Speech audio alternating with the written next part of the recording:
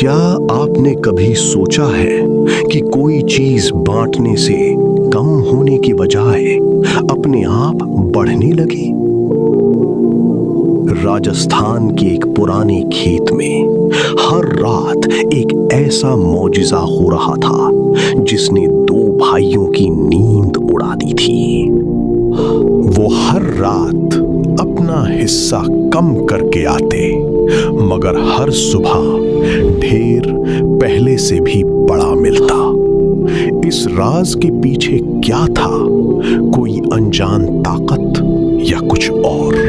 इस कहानी की शुरुआत अनाज से नहीं, बल्कि एक पुराने मिट्टी के घर और वालिद के उन आखिरी अल्फाज से हुई थी।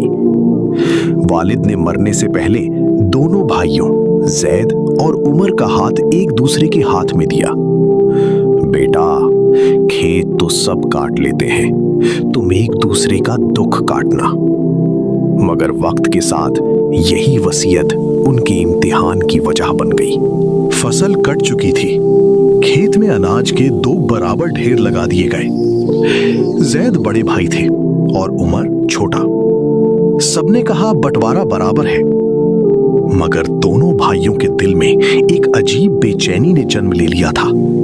रात का सन्नाटा था, गहरी खामोशी। उमर ने करवट बदली। उसके दिमाग में एक ही बात घूम रही थी।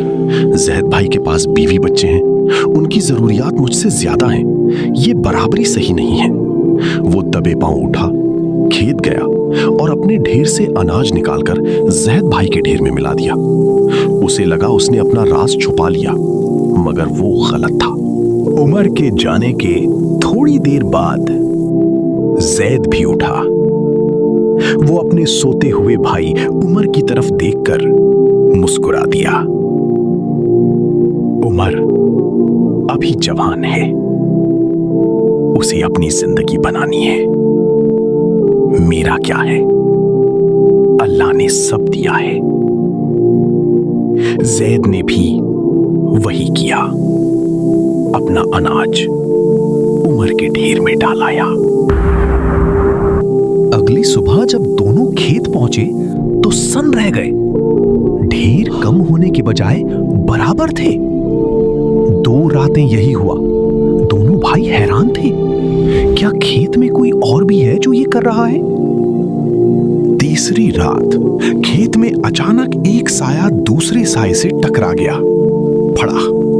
जब जैद ने देखा कि सामने उमर खड़ा है और उमर ने देखा कि सामने भाईजान है, तो दोनों के हाथों से थैले गिर गए।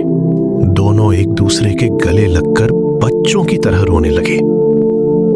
कोई शब्द नहीं थे, सिर्फ आंसू थे जो मिट्टी पर गिर रहे थे। उमर, तूने ये क्यों किया? भाईजान, आपके बच्चे भूखे ना रहें, इसलिए। दोस्तों, ये कहानी हमें सिखाती है कि बरकत अनाज में नहीं, नीयत में होती है। आज दुनिया छीनने की बात करती है, मगर इस्लाम देने की बात करता है। जब नीयत साफ हो तो अल्लाह दिलों में सुकून और रिस्क में बरकत खुद ही डाल देता है। अल्हम्दुलिल्लाह।